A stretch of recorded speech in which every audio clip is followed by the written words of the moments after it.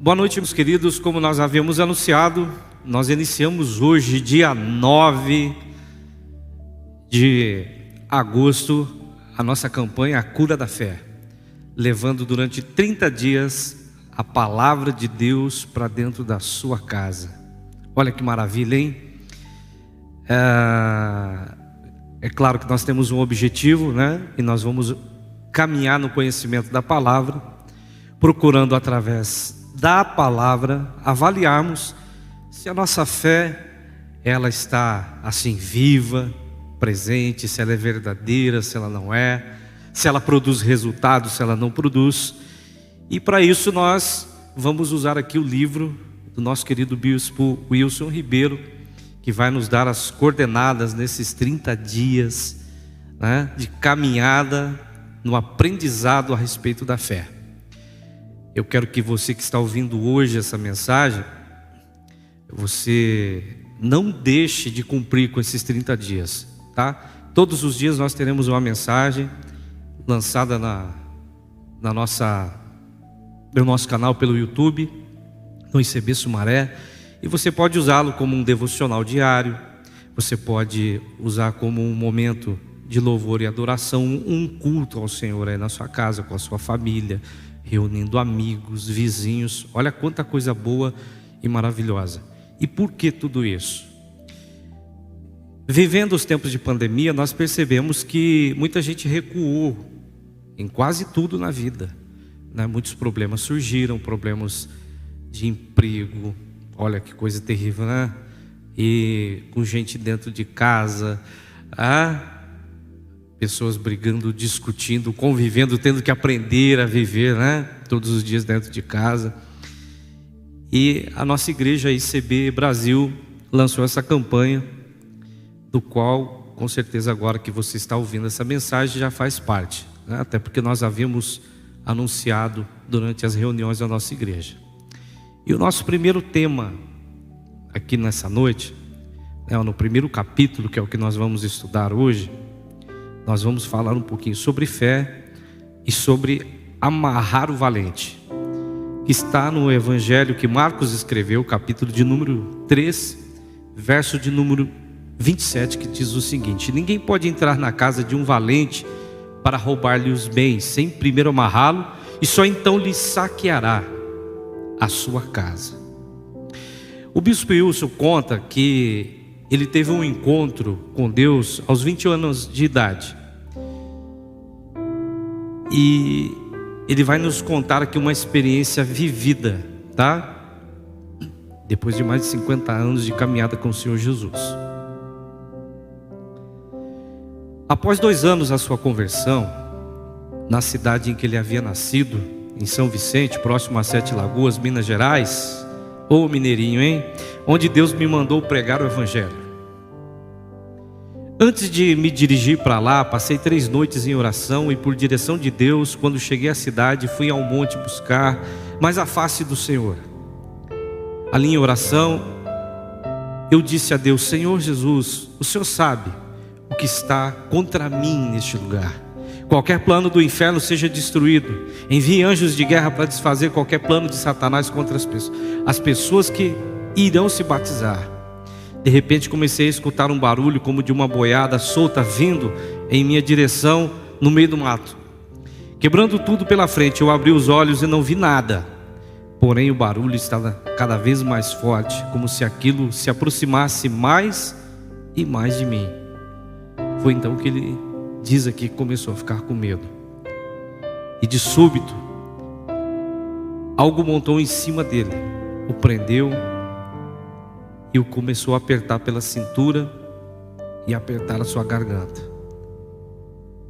Eu continuava olhando para todos os lados, mas não enxergava nada. Foi então que ele disse que começou a gritar de medo, e no meio daquele desespero todo, ele ouviu uma voz, que era a voz de Deus dizendo: meu filho, isso é Satanás.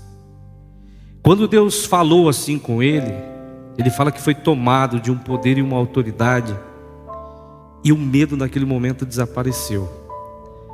Ele disse que gritou para Satanás: em nome de Jesus, afasta-te. Quando eu disse isso, escutei um barulho forte, algo como que voltando. em 1 minuto ou menos, tornou a vir contra mim, contra-ataque, partiu para cima de mim outra vez, e novamente tentava me enforcar, me quebrar, indo e voltando. E ele relata que ele continuou gritando e repreendendo. E essa luta espiritual durou mais ou menos uma meia hora. Em um certo momento ele conta que as forças dele foram diminuindo. E foi nesse instante que ele teve uma visão. Uma valeta aberta e lá dentro como se fosse uma esteira que haviam bambus afiados, pontiagudos para cima. Me vi na mão de Satanás no ar, que agarrava minhas 2 pernas e minha cintura, e a outra mão pegava o meu peito. Ele falou com aquela voz feia, ou seja, Satanás falando para ele: eu vou te matar. Nesse momento, totalmente sem forças, ele clamou ao Senhor, e o Senhor veio ali ao seu encontro e o ajudou naquela situação que ele estava vivendo. De repente, a luta terminou e ele viu uma nuvem à sua direita, e em seguida ele viu Jesus sentado olhando para ele. À minha esquerda vi 2 anjos andando para lá e para cá me protegendo. Eu chorava, mas chorava muito, de soluçar. Enquanto eu chorava, aquela nuvem que ele teve a visão foi subindo, foi subindo, foi subindo. Então eu me levantei para descer para o sítio onde estavam hospedados, cheios de poder e de uma força divina sobrenatural. Enquanto ele caminhava, a palavra de Deus veio novamente para ele dizendo: filho, vou fazer uma obra grande aqui nesta cidade.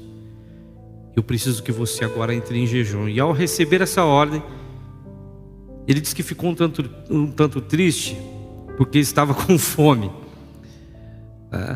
Já era alta madrugada.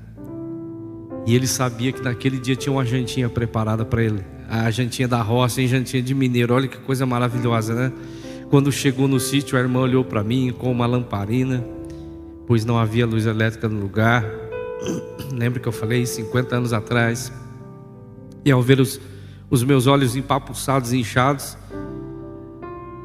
de chorar, a irmã achou que ele havia sido picado por um marimbondo. Olha que coisa engraçada. Mas o mais interessante dessa história do bispo Wilson é que mesmo com toda a oposição, com todo o ataque que ele sofreu, o valente foi repreendido, ou seja, foi amarrado. Quando a gente fala de fé,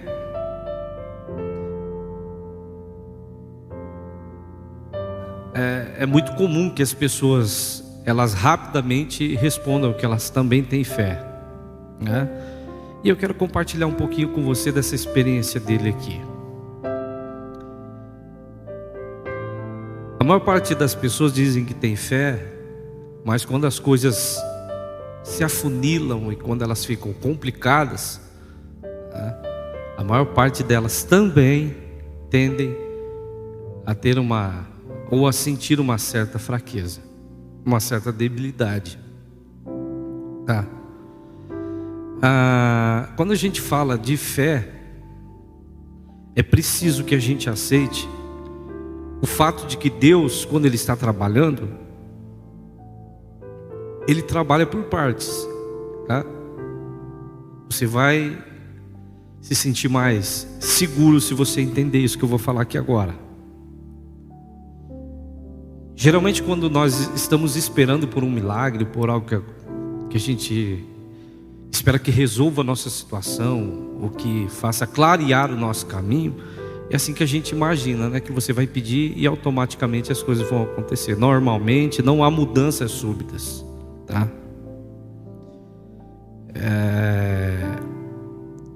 Que faz com que as coisas se resolvam do dia para a noite. Normalmente não. Você vê pelo testemunho dele. Ele sabia que ele ia para um lugar, ele pregaria a palavra, ele foi buscar a direção de Deus, ele se colocou à disposição de Deus, começou a orar, as coisas começaram a apertar, tá? Porque para algumas coisas nós precisamos de tempo, tá? E é preciso entender, tá, que o tempo paciência e perseverança são coisas que são essenciais na vida daquelas que têm fé. E é um desafio para nós, né? Porque ele poderia ter orado e pedido para Deus resolver todos os problemas, como no caso do outro dia, porque ele ainda enfrentou muitas situações. Tá? Então, nosso desafio hoje é aprender a sincronizar a nossa fé com o tempo e o processo. Eu sei que às vezes é muito complicado a gente esperar por algo, desejar algo, mas há sempre um caminho a ser caminhado, sempre um percurso a ser trilhado. E durante a caminhada é muito comum que as pessoas acabem duvidando de que aquilo que ela espera ou daquilo que ela imagina que possa acontecer realmente aconteça, tá? Seguindo o exemplo aqui do Bispo Wilson, eu quero que você coloque uma coisa no seu coração hoje. Quantas vezes pela fé você determinou, imaginou ou esperou por algo? Quase sempre quando a gente exige e pede algo pela fé, nós queremos que as coisas se resolvam no exato instante que a gente fala. Mas as coisas nem sempre são assim. No coração dele, ele estava indo para um lugar para levar a palavra, e ele nem imaginava que fosse passar pelas situações que ele passou e enfrentou. Deus o envia para algo primeiro, para se preparar, né, para se encher de graça, de presença de Deus, para depois tomar uma atitude diante daquilo que seria o seu embate na vida, que a gente fala que é. Eu sei que talvez agora seja mais fácil a gente duvidar do que acreditar, principalmente quando a gente pede, como eu disse, não acontece na hora. Mas ao invés de duvidar de que Deus talvez não vá fazer ou não vai te ajudar nessa situação que você está aí agora, eu convido você a apreciar o caminho, a você ir contemplando o caminho pelo qual você está passando. Você conversou com Deus, você colocou algo diante dele, tá? E nós precisamos aprender a amarrar o inimigo. Um dos grandes inimigos da nossa fé tem sido a gente mesmo. Quantas vezes você disse que faria porque acreditava, mas acabou desistindo no meio da caminhada? Que esse valente, né, que coloca em xeque, que coloca envergonhada a nossa fé, seja derrubado hoje em nome de Jesus Cristo. Amém? E deixe Deus trabalhar. Esse é só o nosso primeiro dia, aprendendo a amarrar o valente. E quantas coisas se levantam no nosso caminho e na nossa vida. Muitas coisas se levantam. Mas por fé e não por vista, nós damos o primeiro passo nessa noite em nome de Jesus Cristo. O meu desejo é que você fique na paz e que amanhã a gente possa dar o nosso segundo passo, aprender um pouco mais a respeito da fé e da cura da fé. Deus te abençoe.